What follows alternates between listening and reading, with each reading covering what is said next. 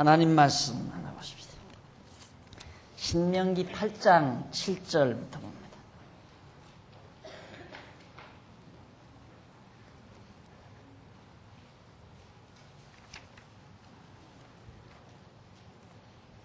신명기 8장 7절로부터 네 하나님 여호와께서 너를 아름다운 땅에 이르게 하시나니 그곳은 골짜기에든지 산에든지 산지에든지 시내와 분천과 샘이 흐르고 밀과 보리의 소산지요 포도와 무화과와 석류와 감람들의 나무와 꿀의 소산지라.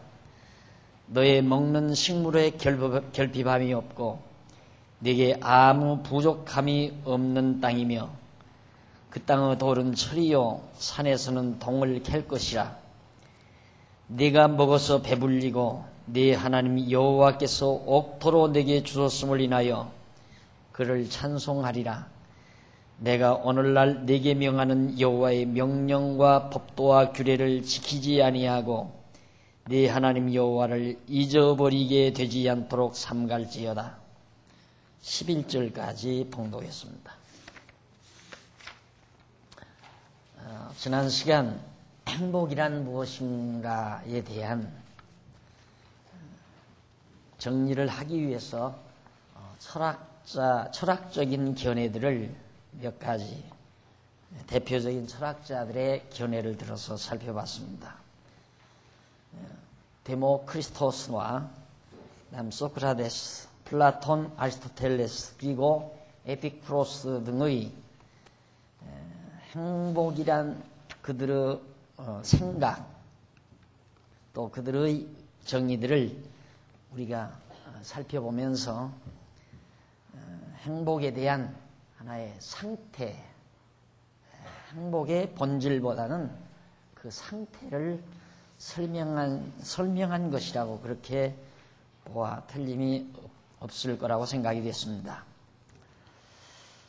그러나 사도 바울이 그러한 망령되고 거짓된 그 철학의 속임수에 말려들지 말고 속지 말라는 내용으로 결론을 맺어드렸습니다. 오늘은 행복에 대한 성경적 견해는 도대체 뭔가 37페이지에 나오는 말입니다. 한쪽 가로 2번 성경적인 견해. 성경적인 행복의 본질에 대한 견해는 여호와 하나님께서 언약하신 복을 성도로 하여금 누리게 하시는 천국 생활을 뜻합니다. 그래서 성도는 영원한 천국 생활은 물론이지만 이 땅 위에 머무는 동안에도 부분적으로 또 단계적으로 천국 생활을 누리게 됩니다. 그러므로 성도의 행복은 인간의 의지력에 의한 노력의 산물이 아니라 여호와 하나님께서 베풀어 주신 은혜의 선물이라는 사실을 우리는 사실이라고 정리할 수가 있습니다. 그러니까 결국 행복이란 뭔가 우리 보편적으로 쓰는 행복은 그냥 복을 누린다는 개념으로 받아들일 수 있지만은 성경이 말하는 것은 행복의 극치는 바로 천국 생활. 이것이 바로 행복이다. 우리가 아직 육신의 몸을 가지고 있지만은 육신의 몸을 가지고 있는 현재에서도 완벽하게 천국 생활은 불가능하지만 부분적으로 또 단계적으로 점진적으로 우리가 천국 생활을 형용할 수가 있다. 왜? 그것은 이 지상의 교회라는 것이 바로 천국의 한 모형일 뿐만 아니라 모형이라기보다도 천국의 출발입니다. 그래서 이 지상의 교회와 천국은 바로 이어지는데 한 분수령이 있습니다. 그 분수령이 어디냐면 우리의 육체의 장막을 벗어버리고 우리에게 온갖 탐악을 가져다 주어서 우리가 누려야 될 진정한 기쁨과 평강, 신령한 영원한 기쁨과 즐거움을 저해하는, 방해하는 기본 요소인 육체의 소욕이 다 사라져버리고 바로 신령한 옷으로 갈아입기까지 완벽하게 천국 생활이 불가능하다. 그러니까 천국 생활의 분수령은 바로 육체의 장막을 벗어버리고 신령한 옷을 입을 때, 그때 이제 천국 생활이 완전하게 이루어지고, 땅 위에 머무는 동안에는 내가 얼마나 육체의 소욕을 성령의 소욕 따라 처복종시키느냐, 제압하느냐에 따라서, 그 비중에 따라서 천국 생활의 농도가 확정이 된다. 따라서 육체의 소욕을 억누르는, 또 육체의 소욕을 거스리는 것과 천국 생활은 정비례합니다. 내가 육체의 소욕을 50을 제압할 수 있었으면, 성령의 소욕 따라 50을 제압할 수 있으면 천국의 생활도 50% 유지할 수 있습니다. 70을 제압할 수 있다면 천국 생활을 70% 누릴 수 있다는 얘기죠. 그래서 땅 위에 사는 동안 우리가 행복은 우리의 육체의 소욕을 어느 정도 우리가 거스리며 사는가에 따라서 행복의 척도가 설정된다고 보시면 틀림이 없습니다. 오늘 봉독해드린 신명기 8장 7절로 11절 이제 봉독해드렸는데, 이 말씀은 하나님께서 일찍이 잘 아시는 대로 아브라함을 불러서 아브라함에게 네 자손에게 이 가나안 땅을 주고 이 땅에서 자손이 번창해서 큰 나라를 이루어 살게 해주마라고 언약을 했습니다. 복을 약속했다 이거죠. 복은 받았지만, 복을 하나님께서 주시기로 언약은 받았지만 아직 그걸 누리는 건 아니죠. 이스라엘 백성들이 그 복을. 그 언약을 아브라함이 받고 그 후손 야곱 때에 그 자손이 언약대로 애굽에 가서 400년 종살이를 합니다. 참 고통스러운 나날이었죠. 그때에는 국권도 없고 자기 자신들의 자유로운 삶도 없었습니다. 자기 스스로의 재산도 없었고요. 기업도 없었고요. 그들의 종살이하며 살아야 했습니다. 그것도 물론 삶입니다. 애굽 사람들의 종살이하며 사는 것도 삶이었어요. 그러니까 그렇게 세상을 살면 한편 또 그것도 그냥 사는 모습이라고 그렇게 받아들일 수 있습니다. 그런데 하나님은 복을 약속하시고 그 복을 누리도록 하나님은 해주시려고 그 백성들을 언약대로 애굽에서 나오게 하시죠. 나오게 해서 언약대로 가나안 땅을 기업으로 주십니다. 이게 복을, 약속한 복을 준 거죠.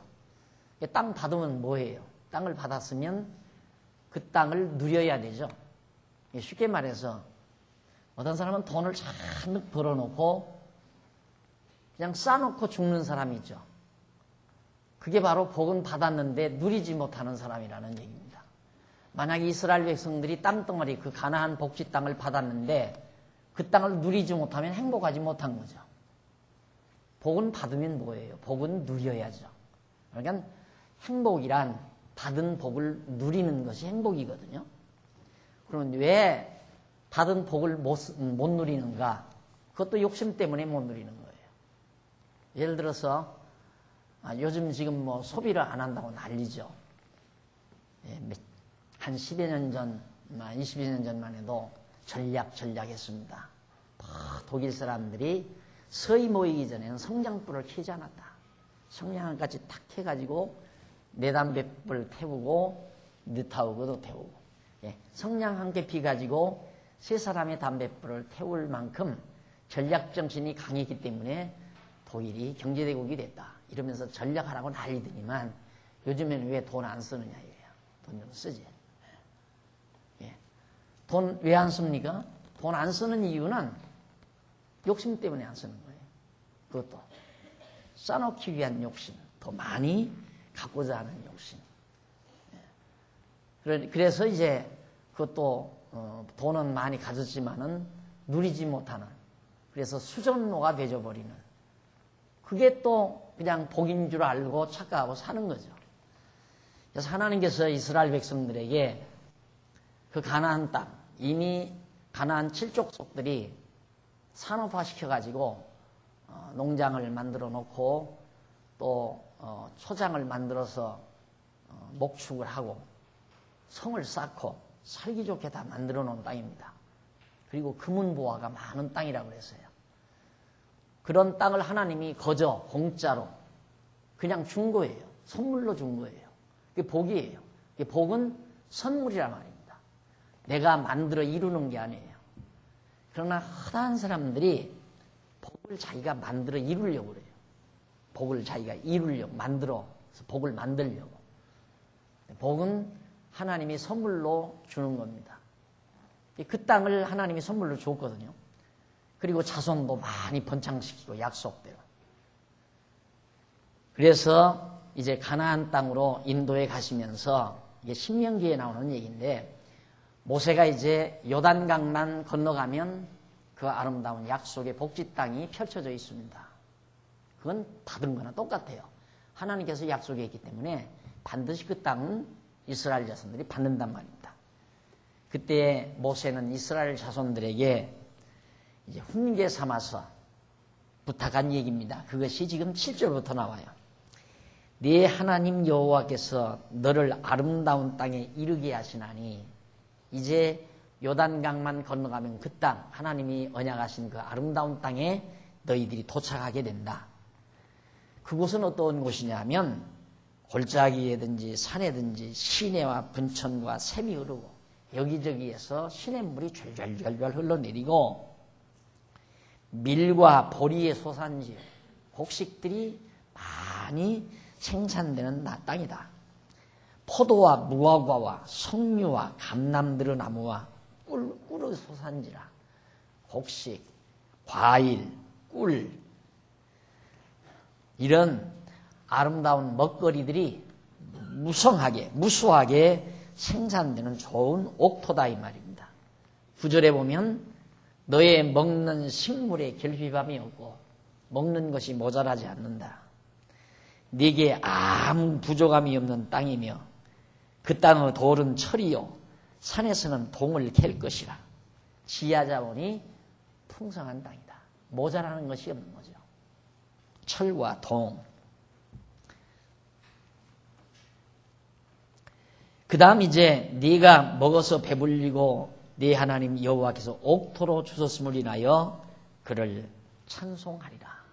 그러니까 먹고 누리며 즐거우니까 그걸 준 분을 찬송한다는 얘기입니다.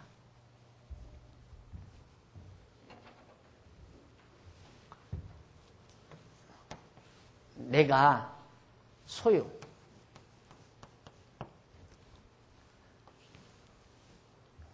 내가 소유했을 때 이 소유물이 내 노력으로 된 것이다 하면 자기 자랑을 합니다. 나 자랑. 그렇죠? 자기를 자랑해서 행복하리라고 생각하면 착각입니다. 자기 자랑하는 사람은, 자랑하려고 하는 사람은 기본적으로 지금 불행하다는 전제가 있어요. 내가 불행하기 때문에 뭔가 자랑하고 싶은 거예요. 그러니까 친구들끼리 모였을 때 자랑을 하거들랑 아하, 저분 마음속에는 뭔가 그래도 지금 만족이 없구나. 뭔가 지금 행복하지 못하다는 얘기예요. 그러니까 행복하지 못한 사람이 자꾸 자랑을 합니다. 이 심리적으로 그렇게 돼 있어요. 그래서 왜 그러는가? 화시하기 위해서. 내가 이만큼 많이 가졌다. 나는 이런 소유가 많다. 이걸 자랑함으로 그것이 행복으로. 그런데 문제는 자랑했을 때 중요한 건 여기 있습니다. 내가 자랑을 하면 이 사람은 왜 자랑하냐면 이 상대가 너나 그라는 사람이 어떤 상태를 기대하면서 자랑하느냐 하면 부러움의 상태. 내가 자랑을 하면 이 사람들이 굉장히 부러워하고 할 걸 기대하면서, 이게 부러워한다는 것은 나한테 제압당했다 이 말이거든요. 그게 이게 경쟁 심리에서 나오는 하나의 심리적 기능이란 말입니다. 그러니까 행복이라는 걸 뭐냐면 남을 이겨먹어서 얻으려는 욕구. 그런 데서 이제 행복감을 누리는. 그게 보통 우리네들의 일반적인 삶은 전부 여기에 매여 있습니다. 내가 남을 이겨먹어가지고 행복하고자 하는. 그러니까 경기장에 가서 경기를 해서 1등을 갔을 때 행복하잖아요. 왜 행복하냐면 나는 1등을 갔는데 1등 가지 못한 사람들이 좌절하고 절망하는 모습에서 희열감을 느끼는 거예요. 여러분 이제 우리 대구 대전 어서 오신 집사님 아마 올 때 차 뻥 뚫렸죠? 오실 때 고속도로 딱 뚫렸죠? 내려가는 건 막 꽉 차 있고 기분 좋으셨을 거예요. 그 심리예요. 그 심리. 그 심리에 의해서 만족감을 느끼는 거죠. 이게 사실상 인간 누구에게나 다 있습니다. 그런데 그게 얼마나 사악한 마음인가를 사람들이 그걸 몰라요. 사람들이 그걸 잘 모른단 말입니다. 그리고 계속해서 그걸 추구를 해요. 사람들이 나를 부러워했으면 내가 좋은 옷을 입고 나오면 얼마나 사람들이 나를 부러워할까. 부러워했단 말은 나한테 제압당했다는 얘기거든요. 나한테 제압당해서 움츠려드는 모습을 보고 희열감에 빠지는 그 심리적 작용이라고 합니다. 이게 자기 뭔가를 자랑하려고 하는 거. 이건 참 불쌍한 태도예요. 그래서 친구들끼리 모이거나 어떤 자리에 모였을 때 자꾸 뭘 자랑하는 사람, 심리적으로 안정이 안 된 사람이에요. 심리적으로 정상적이 아니라는 사람이다. 아니다 이 말입니다. 안정된 사람은 도리어 자랑하는 사람은 비석이 그냥 웃습니다. 저 양반이 뭐가 심리적으로 불안하구나. 뭔가 만족이 없구나. 그렇게 보면 틀림이 없어요. 그러니까 이런 상태에서는 행복할 수가 없잖아요. 그렇죠? 이게 행복이 아니라 이 말입니다. 그럼 뭐냐? 이제 하나님께서 저 모든 소유를 많이 줬어요. 먹고 쓸 수 있는 거 풍성히 다 줬다. 기업을 준 거예요. 줬는데 나를 자랑하는 게 아니라 이 소유물을 주신 하나님을 찬양한단 말이죠. 찬양하라. 전혀 다르죠?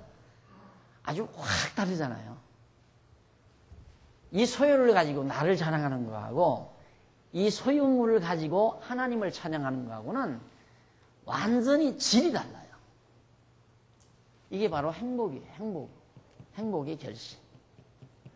그러니까 하나님이 나에게 이 소유물을 주었다. 선물로 주셨다. 언약하시고 이 가나안 땅을 우리들에게 우리 이스라엘 족속들에게 하나님이 거저 은혜로 베풀어 주셨다. 이걸 잊지 않고 기억하면 바로 하나님을 찬송하는 찬양이 나와요. 찬송하는. 이 찬양은 찬양해야 행복한 게 아니라 행복한 자만이 찬양할 수 있는 거예요. 행복하지 아니하면 찬양이 안 나와요. 그러니까 행복하지 않은 사람은 자기 자랑이 나가죠. 자기 찬양이라 말이에요. 자기 자랑. 그렇게 자꾸 어디 가서 자기를 자랑하고 싶어 하는 것은 뭔가 심리적으로 만족감이 없는 상태에서 자꾸 과시하려는 과시욕이 생기는 거예요. 그래서 불안한 사람, 꼭 과시욕이 강한 사람 보세요. 심리적으로 불안하죠. 항상 안정이 되어 있잖아요. 그러나 하나님을 찬양한다는 건 벌써 안정 상태에 있어야 다 만족해요. 하나님이 나에게 주신 은총에 대해서 정말 만족해요. 그 만족한 상태에서 하나님에 대한 찬송이 나가게 되는 거란 말입니다. 하나님 찬양하고 자기 자랑하고 전혀 다르잖아요. 완전히. 일반적으로 모든 사람들이 행복을 추구하는 건 이 부분이에요. 요쪽. 그러나 오늘 기독교는 바로 이거죠. 하나님을 찬양하는, 나를 찬양하는 것이 아니라 하나님을 찬양하는. 네가 먹어서 배불리고 네 하나님 여호와께서 옥토로 네게 주셨음을 인하여 그를 찬송하리라. 그러니까 사실 하나님 앞에서는 감사하지 않은 게 하나도 없어야 돼요. 하나하나 다 감사가 나와야 그게 정상적이에요. 예. 밥을 먹어도 또 내가 옷을 입어도 잠을 자고 건강하게 일어나도 내가 요즘 컴퓨터를 조금 무리하게 했더니만 팔이 조금 좀 찌릿찌릿 아프거든요.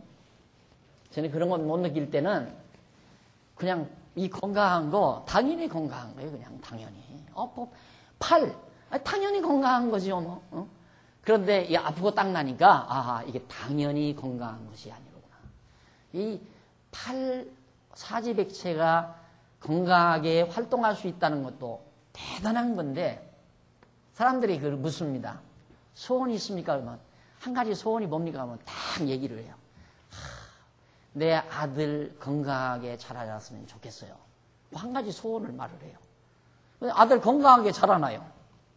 그러면 그 소원이 풀어져서 만족해야 되잖아요. 내 아들 건강하게 자랐으면 좋겠어요 했으면 아들 건강하게 자라면 더 다른 소원이 없어야 돼요. 그 다음 또 물으면 아이고 우리 아들 좋은 대학에 붙었으면 좋겠어요. 한도 끝도 없는 거예요. 이런 소원이. 그러니까 소원을 계속 만드는 사람은 불행한 사람이고 지금 현재 내가 누리고 있는 것에 대한 감사가 있는 사람, 찬송이 있는 사람은 행복한 사람이고 내가 건강을 누리고 있으면 건강에 대한 찬양이 나가고 내가 정말 하루하루 삶의 만족을 누리는 사람은 그 만족 그 자체로 하나님 앞에 찬송하는 사람은 행복한 사람이란 말입니다. 그런데 우리는 계속해서 뭔가 너나 주변 많은 사람들을 제압할 수 있는 어떤 조건을 이루어서 너는 이건 못하지. 그래서 많은 사람의 부러움을 살 만한 그 무엇을 내가 만들므로 나는 행복할 것이다. 그러니까 남을 약을 올려서 내가 만족을 얻으려는 아주 나쁜 마음이죠. 야비한 생각이에요. 그런 야비한 마음이 인간을 행복하게 할 수는 없는 거거든요. 그렇잖아요. 사실 그래야 되거든요. 다 이렇게 막 고속도로가 쫙 빠져나가고 나는 빠져나가는데 단 사람이 딱 맥혀 있으면 저분들 얼마나 답답할까. 도대체 이놈의 정부는 뭐 하는 거야. 좀 고속도로를 넓혀서 저분들도 우리처럼 이렇게 쫙쫙 달려나가게 좀 해주지. 이런 생각하는 사람 거의 없죠. 기분 좋다. 얼마나 너들 답답할 거냐. 이게 야비성, 야비한 마음. 그런 야비한 마음을 충족시켜서 행복하려는 거. 너는 이런 아파트 못 가지. 나는 우리 집 80평 아파트다. 야, 내 아파트는 아파트 안에 분수가 있고 아파트 안에 정원이 있다. 이런 집 너는 못 살잖아? 이런 식. 모든 사람이 그 병에 걸려 있어요. 많은 사람들이. 그 병을 그냥 우리 성도들이 가지고 산다면 예수 믿으나 마나. 안 그래요? 그것 가지고 정말 행복한가? 안 행복해요. 그것 가지고 절대 행복 않다 이 말입니다. 왜? 자기보다 더 좋은 집 사는 사람이 있으니까. 자기보다 더 좋은 집. 그러니까 그런 야비한 마음으로는 최고가 돼야 행복해요. 하여튼 최고가 돼야. 최고가 되려면 이 세상 모든 세계 인류가 다 불행하고 자기 혼자만 행복한 자가 돼야 되죠. 그 논법대로 말하자면. 최고만이 행복하고 나머지는 최고에 도달 못한 사람은 항상 불만에 차이고. 그런 사고 속에서 행복이라는 것이 정리가 되겠는가? 안 된다 이거죠. 그러니까 여러분 지금 간단하게 정리해 보세요. 내가 지금 소유하고 있는 거, 아파트를 소유했던, 건강을 소유했던, 지혜를 소유했던, 무엇을 소유했던 간에 그 소유 자체를 가지고 나를 자랑하려고 하는 사람은 불행한 사람이에요. 그러나 작든 많든 크든 간에 하나님께서 나에게 주어서 지금 내가 소유하고 있는 것에 대한 감사와 찬양이 하나님께 있다면 그 사람은 행복을 아는 사람이고 복을 누리는 사람이란 말입니다. 그래서 여기 모세는 백성들에게 그렇게 말합니다. 내가 먹어서 배불리고 네 하나님 여호와께 옥토로 주셨음을 인하여 하나님이 내게 배불리 먹고 옥토를 기업으로 주셨음을 인하여 하나님을 찬양하라. 찬송하리라. 하라가 아니라 찬송하리라. 그렇게 하나님께서 해주시니까 찬송하게 되어 있잖아요. 네가 오늘날 11절 네가 오늘날 내가 오늘날 네게 명하는 여호와의 명령과 법도와 규례를 지키지 아니하고 네 하나님 여호와를 잊어버리게 되지 않도록 삼갈지어다. 이게 굉장히 중요한 얘기예요. 지금 모세가 이 내용 중에 바로 이 본문을 포인트로 정하고 하는 얘기거든요. 그러니까 내가 오늘날 네게 명하는 여호와의 명령과 법도와 규례, 명령, 법도, 규례, 이게 지금 바로 율법이란 말입니다. 율법. 명령과 법도와 규례, 이것을 네가 지켜 행하라 이 말이죠. 규례를 지키지 아니하고 내 하나님 여호와를 잊어버리게 돼. 이 율법, 명령과 법도와 규례를 지키지 아니하면 여호와를 잊어버리게 돼 있어요. 예를 들면 법도대로 성전을 짓고 제사를 드리고 하나님 앞에 제사를 드리지 아니하면 여호와는 잊어버린단 말입니다. 그러나 법도대로 성전을 짓고 제사를 드리면 여호와는 안 잊어버리죠. 왜? 성전 안에 여호와의 이름을 두신 지성소가 있잖아요. 매년마다 또 매일마다 번제를 드리고 한단 말입니다. 그러면 100년이 흘렀어요? 그럼 이제 갓 태어난 자녀들이 아버지 오늘은 왜 6월절 절기를 지키러 왜 성전으로 가야 돼요? 성전 가자, 성전으로 가자, 6월절 지키게 성전으로 가자. 그럼 아들이 물을 거 아니에요. 6월절이 무슨 날이에요? 왜 그걸 우리는 지켜야 돼요? 그럴 때 부모는, 아버지는 아들에게 가르칠 수밖에 없는 거죠. 뭘? 이스라엘 역사를 가르칠 수밖에 없어요. 우리 조상 아브라함을 하나님이 여호와 하나님이 부르셨단다. 그래서 지금 우리가 살고 있는 이 땅을 주시기로 언약하시고 우리 자손들이 애굽에 가서 400년 종살이 하다가 언약대로 이 땅으로 돌아와 이 땅을 차지하고 오늘날까지 할아버지 때부터 이 땅에서 우리가 살고 있단다. 아 그래요? 그런데 그 여호와의 이름이 저 지성소 안에 있고 여호와 하나님께서 이렇게 제사드리며 살라고 말씀하셨다. 이러는 동안에 벌써 자녀에게 여호와 하나님의 은총을 깨닫게 하는 교육이 이루어지는 거예요. 그러니까 법도대로, 규례대로, 명령대로, 여호와의 명령대로 행해야 백성들이 오래도록 여호와 하나님이 잊어버리지 않게 돼 있다 이 말이죠. 그러니까 가서 가나안 땅 들어가서 잘 먹고 잘 살 때 여호와 하나님 잊어버리지 말아라 그 말이에요. 왜? 여호와 하나님을 잊어버리면 여호와 하나님을 찬송하는 것이 아니라 너를 자랑한다 이 말이에요. 인간을 자랑하게 된다. 불행하게 된다 이 말이죠. 자기 과시, 자기 자랑. 하나님 찬양이 아니라 자기 찬양. 그래서 여호와 하나님을 잊어버리는 것 가장 두려운 일이다. 제발 너희들 가나안 땅 들어가서 잊지 말아라. 처음 우리는 가나안 땅은 아니지만 우리가 지금 이 예배당을 이렇게 우리가 마련해서 편안히 앉아서 공부하는 거. 지금 여러분 이걸 정말 감사한 마음이 지금 없으면 안 돼요. 처음 이사 올 때나 지금이나 똑같아야 돼요. 어떻게 우리가 여기에 왔나. 하나님께서 어떻게 이런 좋은 곳을 우리에게 주셔서 이렇게 편안하게 여유롭게 말씀 듣고 성도들이 함께 즐기면서 저는 사실 오전 강의 마치고서 피곤하니까 들어가서 그냥 쉬고 싶거든요. 그래도 여기저기 돌아다니고 싶은 것은 성도들이 편안하게 앉아서 그냥 한바꽃 웃음으로 서로 담소하고 차 마시면서 즐거운 시간 보내는 모습만 보아도 한없이 하나님께 감사한 거예요. 그걸 마음에 느끼기 위해서 그렇게 돌아다녀요. 한 번씩 보고 싶어가지고. 근데 그게 왜 내가 이루었다. 우리 자신들이 머리를 잘 써서 이렇게 이루었다라고 생각한다면 이거 좀 더 어떻게 더 크게 더 화려하게 더 이렇게 자꾸 나가겠지만 그거 아니거든요. 그냥 지금 주어진 이것만으로도 만족한 거예요. 그냥 한없이. 그래서 가끔 이 예배당을 애낄지 모르는 분들은 대치동을 한번 갔다 와야 한다고 그러는 거예요. 대치동 예배드리던 장소. 그걸로도 안 되면 장안동 아마 그 자리에 있을 거예요. 방앗간 2층.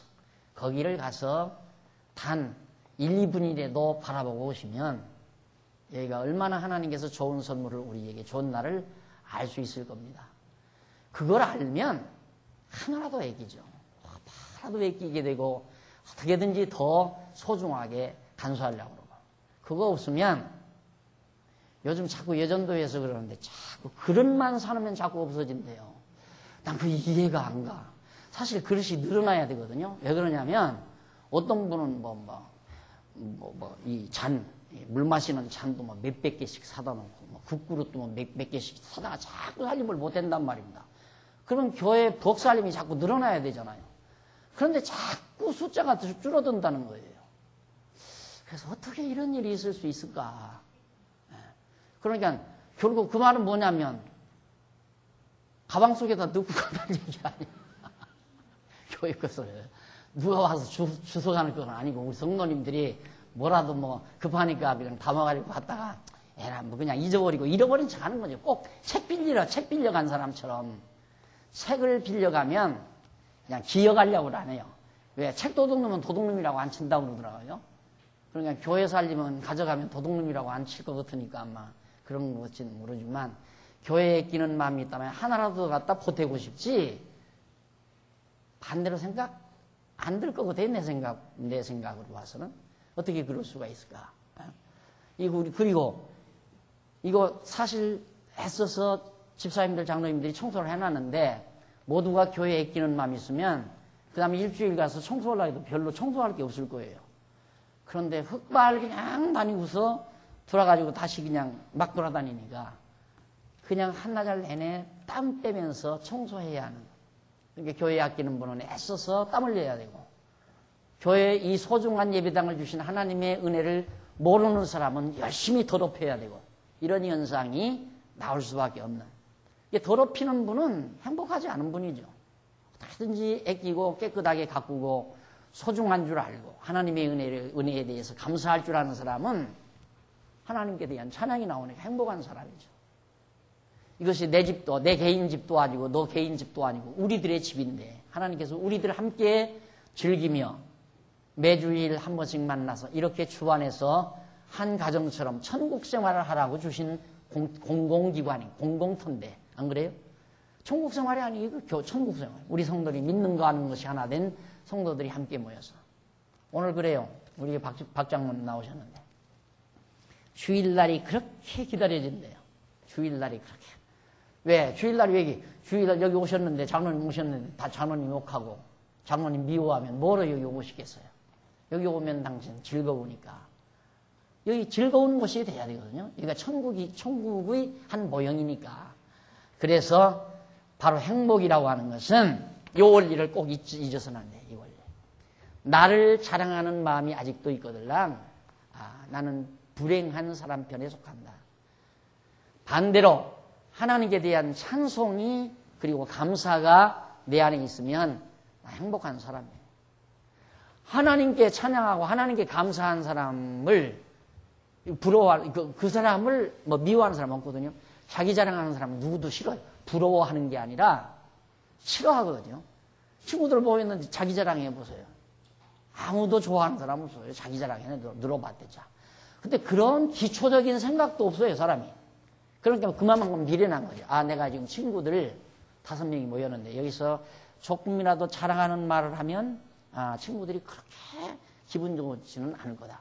같이 커피를 마셔요? 커피를 마시는데 갑자기 자랑을 한단 말이에요. 자기 집안 자랑, 무슨 자랑을 늘어놓으면 커피 맛이 싹 달아나잖아요. 응? 이 사람은 자랑할 때 기대는 부러워하라고 자랑을 했는데 그런데 반대는 부러워하는 게 아니라 싫어해. 거부 반응이 느껴진다 이 말이에요. 자기 자랑 많이 하는 사람 친구 없죠. 친구 별로 많지 않아요. 그렇게 어리석은 일인데도 사람은 계속해서 자기 자랑거리를 만들며 살려고 하는 어리석은 생각을 가지고 행복을 만들어 보려고 하는 뿐만 아닙니다. 신명기 9장 3절로 5절에 보면 백성이 누리는 복은 여호와의 맹세를 이룬 것이라는 구체적인 말씀이 거기 소개돼요. 오늘날 너는 알라 네 하나님 여호와께서 맹렬한 불과 같이 내 앞에 나아가신즉 여호와께서 그들을 파하사 내 앞에 엎드러지게 하시리니 여호와께서 내게 말씀하신 것 같이 너는 그들을 쫓아내며 속히 그들을 멸할 것이라. 모세가 시내산에 말씀을 십계명을 받으러 올라갔을 때 백성들이 아마 우상을 만들어 섬겼을 때인 것 같습니다. 4절 네 하나님 여호와께서 그들을 내 앞에서 쫓아내신 후에 네가 심중에 이르기를 나의 의로움을 인하여 여호와께서 나를 이 땅으로 인도하여 드려서 그것을 얻게 하셨다 하지 말라. 그러니까 이제 금우상 만들었을 때가 아닙니다. 그냥 계속해서 너는 오늘날 알라. 네 앞에 영원한 맹렬한 불과 만약에 여호와의 법도와 율례와 규례를 범하게 되면 쫓겨난다. 가나안 땅에서 쫓겨난다 이 말이죠. 4절 네 하나님 여호와께서 그들을 네 앞에서 쫓아내신 후에 네가 심중에 이르기를 나의 의로움을 인하여 여호와께서 나를 이 땅으로 인도하여 드려서 그것을 얻게 하셨다 하지 말라. 실상은 이 민족들이 악함을 인하여 여호와께서 그들을 네 앞에서 쫓아내심이니라. 그 말이에요. 그러니까 가나안 땅을 소유로 줄 때 이스라엘 백성들에게 이 가나안 땅을 소유로 왜 줬는가? 이스라엘 백성들의 의로움을 인하여 준 게 아니다. 의로움을. 이스라엘 백성들이 의롭기 때문에 가나안 땅을 소유로 준 게 아니고 가나안 땅에 살고 있는 백성이 사악하기 때문에 그들을 쫓아낸 거고 더 나아가서는 이 땅을 하나님이 주시기로 언약하셨기 때문에 주었다는 얘기죠. 5절 네가 가서 그 땅을 얻으면 너희 이스라엘 백성들이 가서 그 가나안 땅을 얻은 까닭은 너의 의로움을 인함도 아니며 내 마음이 정직함을 인함도 아니요 이 민족들의 악함을 인하여 네 하나님 여호와께서 그들을 네 앞에서 쫓아내심이라. 여호와께서 이같이 하시면 그러면 왜 악함을 인하여 왜 그렇게 쫓아내셨는가? 그 까닭은 네 열조 아브라함과 이삭과 야곱에게 하신 맹세를 이루려 하심이라. 조상 아브라함과 이삭과 야곱에게 가나안 땅을 주기로 약속, 맹세하셨기 때문에 그래서 이 땅에 사는 악한 백성들을 쫓아낸 것이다. 그러니까 내 의로움이나 내 착함이나 내 어떤 공적을 보고 이걸 소유로 준 게 아니다. 그저 공짜로 준 것이지. 은혜로 준 것이지. 복은 철저히 은혜로 주는 겁니다. 그죠? 그런데 우리는 보통 실제 나타나는 현상은 보세요. 이스라엘 백성들도 가나안 땅 들어가서 자기네들이 싸워서 얻었어요. 싸우니까 이겼어요. 이겨서 그 땅 뺏어요. 또 싸우니까 이겨서 또 뺏어요. 다윗이 나가서 싸우니까 이겨서 뺏어요. 그러니까 나타나는 현상은 내가 싸워서 이 땅 정복했다. 틀림없어요. 그러니까 그런 층만 보면 전부 자기 공로로 다 한 거예요. 이 돈도 내가 돈 벌어서 이 집을, 내가 돈 벌어서 이 재산을, 내가 노력해서 이걸 다 이루었다. 이 예배당도 우리들이 애쓰고 수고해서 우리들이 연보해서 우리들이 만들었다. 이런 생각. 그것이 얼마나 어리석은 마음이냐 이 말이에요. 배후에서 하나님께서 계획적으로 뜻한 바 계셔서 그 맹세를 이루시려고 가나안 땅을 거저 은혜로 준 것인데 이스라엘 백성들은 자기들의 의로움과 정직함 때문에 하나님께서 주었다라고 생각하면 안 된다 이 말이죠. 그래서 복이라고 하는 것은 하나님께서 거저 은혜로 주시는 것이다. 외부로 나타나는 것은 내가 땀 흘려 수고해서 얻은 것 같지만 내가 애써서 수험 공부하고 시험 공부하고 내가 입사 시험 보고 그래서 회사에 들어가서 돈 벌고 또 내가 아이템을 만들어서 사업을 해가지고 이만한 돈을 벌어서 내가 집도 사고 재산도 이루고 사업도도 만들고 다 내가 했다. 보이는 현상은 다 같아요. 맞아요. 내가 다 한 것처럼 보여요. 그러나 배후에서 하나님께서 전부 그것은 주는 한 과정일 뿐이지 그것에 의해서 되진 건 아니다 이 말이에요. 근본적으로 하나님이 주셔서 그렇게 된 거라 이 말이죠. 주시는 방법이 그런 것뿐이지. 그렇기 때문에 무엇이든지 내가 했다고 해서는 안 된다 이 말이에요. 무엇이든지. 내가 했다라고 생각하는 사람은 거듭얘기지만 이쪽으로 가게 돼 있어요. 내 공로다. 내가 실력이 있다. 내가 능력이 있다. 전부 자기 자랑 쪽으로 가게 돼 있어요. 그래서 여기서는 남보다 자기가 우월하기 위한 심리가 작용되기 때문에 절대로 남을 위한 배려하는 마음이 없어요. 절대 없어요. 그러니까 남을 배려하는 마음이 없고 계속해서 이 사람들을 누르고 자기가 앞서려는 생각밖에 없어요. 이것이 소위 자본주의의 원리고 오늘 우리가 살고 있는 문명권의 사상 기반이라고 합니다. 그러니까 보세요. 미국처럼 저만큼 강대한 국가가 됐으면 우리나라 연약한 나라가 일본이나 중국 틈바구니에서 살아남기 위해서 뭐 핵무기라도 하나 만들려고 한다면 아이고 그냥 하나 만들어라. 이렇게 돼야 되잖아요. 그런데 자기들은 가장 강력한 무기를 가지고 있으면서 약소국들은 더 이상 못 일어나게 만들어. 그래서 항상 너희들은 내 아래만 있어라. 나만이 최고의 자리에서 영화를 누리겠다. 이런 심리거든요. 무슨 뭐 세계 평화를 근사하지요. 외부적으로야. 뭐 세계 경찰 국가로서 내가 세계 평화를 유지하고 세계 모든 질서를 나를 통해서 이루어간다. 그 질서란 어떤 질서냐? 폭력배 질서예요. 폭력배. 이 폭력배들이 한 40-50명 폭력배가 있습니다. 거기 소위 속된 말이에요. 오야봉이 하나 있어야 질서가 됐대요. 가장 센 주먹 오야봉이 딱 있으면 40-50명 질서가 딱 잡혀요. 형님이다 임마. 한마디 하면 형님. 딱 나네. 오야봉이 시키면 다 하는 거예요. 그러니까 질서가 딱 잡히죠. 그러니까 그런 폭력배 질서를 하겠다는 얘기거든요. 미국이라는 나라가 사실상. 난 반미 사상을 고취하는 게 아니라 지금 우리가 살고 있는 이 행복을 추구하는 우리의 문명권, 문화권이 절대 우리에게 행복을 못 가져다 준다는 반론을 제기하기 위해서 지금 말씀드리는 거예요. 안 돼요. 그걸로는 안 된다 이 말입니다. 그러니까 어떻게든지 자기한테 믿게 보이면 자기들에게 믿게만 보이면 죽어요. 완전히 바닥내버려요. 바닥내는 거 못 봐서요? 편안히 그냥 앉아서 부를 누려요. 자기네들이 혼자 부를 누리든 왕정정치를 하든 남의 나라 그러는데 무슨 상관이에요? 안 그래요? 근데 빙기 잡아서 가서 그냥 석유, 그놈의 석유, 탑이나 가지고 트립 잡아가지고 테러 쓰지. 뭔가 잘못했으니까 와서 테러를 하지. 쌍둥이 빌딩을 그냥 무너뜨리, 그 빌딩을 그냥 무너뜨리겠어요. 열불나니까, 열받았으니까 나가는 거죠. 내버려뒀으면 왜 그렇겠어요?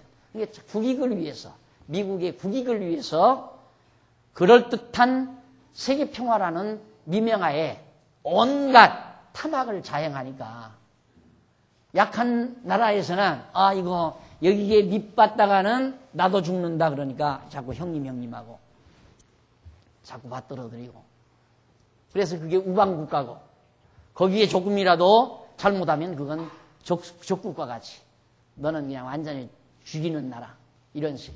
이게 미국만이 그런 게 아니라 모든 사람들이 그 자리 차지하려고 염탐하고 있는 거예요.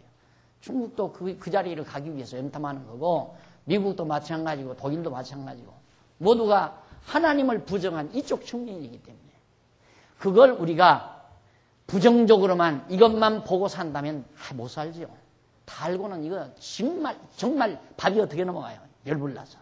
안 그래요? 그러나 우리에게 숨통이 터지고 자유로움이 있고 정말 행복감을 가져다 준 우리에게는 바로 이런 사상적인 체계, 시스템이기 때문에 여기에 의해서 우리는 마음의 자유로움을 얻고 평안을 얻고 기쁨을 얻고 이건 경시해버리는 거죠. 아주 가볍게 치부해버리는 거예요. 천박한 동물사회. 이게 동물사회에 있는 일이거든요. 이게 동물적 사회에 있는 거. 그러니까 오늘 우리가 진정한 행복, 이것은 하나님이 우리에게 은혜로 주신 복을 마음껏 누리는, 그러면서 행복한 상태에서 나타나는 결실은 하나님께 대한 찬송과 감사가 넘쳐야 된다. 찬송과 감사가 있을 때는 배려하는 마음이 나와요. 자연스럽게. 어떻게 하면 남에게 많은 부담을 주지 아니하고 편안하게 즐겁게 함께 즐거워할 수 있을까? 고마움. 내가 행복해야 함께 즐거워하고 싶지 내가 행복하지 않으면 절대 함께 하고 싶은 마음이 없는 거예요. 자녀들 지금 엄마 아빠들은 많은 자녀를 길러보지 못해서 귀한 진리를 못 깨달아요. 옛날 우리 할머니 팔남매, 구남매, 손자들, 손자들 기를 때 보면 그 간식을 만들어서 꼭 절대 한 그릇에 안 줘요. 왜? 싸움하니까. 그 싸움하는데 누가 이기겠어요? 제일 큰 형이 이기는 거죠.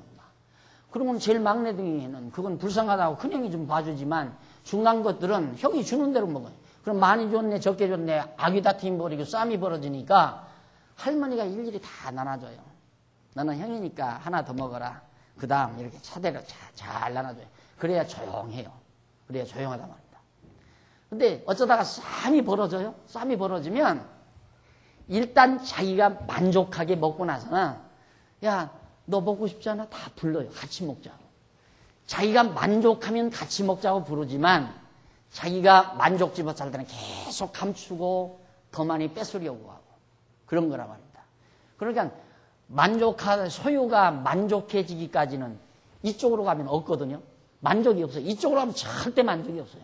있으면 또 있어야 되고 더 가야 되는데 여기는 이쪽으로만 하나님과의 관계에 있어서는 그냥 만족이에요. 지금 상태에서 그냥 만족하고 감사할 수 있다 이 말입니다. 그 감사하고 만족한 상태에서는 혼자 하고 싶은 마음이 아니라 같이 즐거워하고 싶은 마음으로 가게끔 돼 있어요. 그것이 교회 생활이란 말입니다. 같이 즐거워하자는 거죠. 나 혼자만이 즐거워하는 게 아니라 같이 즐거워하고 같이 행복해하고 같이 하나님을 찬양하고 그러며 사는 것이 교회 생활이다. 이것이 꼭 교회에 와서만 하는 생활이 아니라 각각 우리가 가정으로 흩어져도 어떻게 하면 나에게 준 이 기쁨과 감사를 우리 성도들과 함께 할 수 있을까? 이 생각을 골똘히 하는 생활, 그 사람이 행복한 사람이에요. 그 사람은.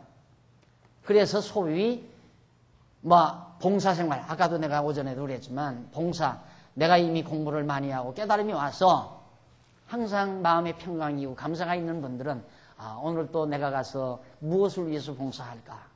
나의 봉사가 필요한 것이 무엇일까? 그래서 성숙한 분들은 봉사를 목적으로 교회를 온다 이 말입니다. 봉사하기 위해서. 그러니까 어떤 사람은 노력으로 봉사하고 어떤 사람은 찬양으로 봉사하고 어떤 사람은 가리킴으로 봉사하고 어떤 사람은 하나님께서 사업을 일으켜서 돈을 여유 있게 벌게 하니까 연보를 들고 나와서 봉사하고 다 봉사거든요 여기.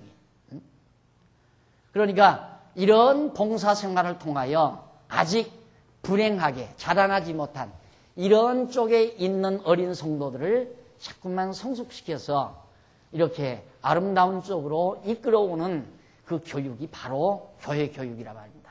그래서 모든 성도를 행복하게 살 수 있도록 가르쳐가는 교육. 이것이 진정 기독교가 말하는 참 행복이라는 것을 다시 한번 여러분들에게 강조해드리면서 행복이란 도대체 뭔가? 행복의 정의에 대해서 지난번에는 복이란 무엇인가, 행복의 본질을 알아봤습니다. 복이란 무엇인가, 그리고 행복이란 무엇인가를 통하여 행복의 본질은 바로 이 도표에 딱 나와 있습니다. 다음에는 그러면 저렇게 되려면 우리가 갖추어져야 될 조건이 조건이 뭔가. 그래서 행복의 조건에 대해서 다음 시간 여러분들에게 말씀드리기로 약속을 하고 오늘 강의 여기서 마무리합니다. 기도하십시다. 살아계신 하나님 아버지, 은혜와 사랑을 진심으로 감사합니다. 우리에게 진리를 찾게 해주셨습니다. 또 진리의 빛을 비추어 주셨습니다. 허다한 많은 사람들이 거짓을 향해서 헛된 것을 향해서 줄다름질 치고 있는 이런 상황 속에서도 하나님께서 우리의 길을 돌이켜 주시고 진리를 향하게 하시고 참되는 것을 바라보면서 하나님을 찬양하며 살 수 있는 이 행복을 주신 하나님의 크신 사랑을 진심으로 감사합니다. 하나님 아버지, 우리만이 진리를 간직할 것이 아니오라. 오고 오는 후대들에게 이 아름다운 진리를 잘 전승해 주는데 우리 모두 함께 기여하는 슬기로운 종들이 될 수 있도록 역사하시옵소서. 예수님의 이름으로 기도드립니다. 아멘.